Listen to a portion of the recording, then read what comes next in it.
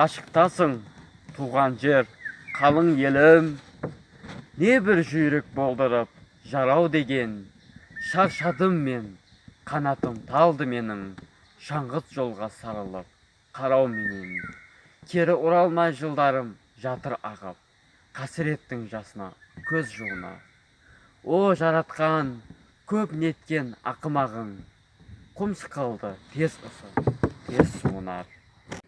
Цитата Аль-Фараби. Человек не достигает счастья при обстоятельствах, которые имеют место повлечь за собой либо похвалу, либо порицание. Он достигает счастья при совокупности обстоятельств, которые влекут за собой и похвалу, и порицание. Цитата Аль-Фараби.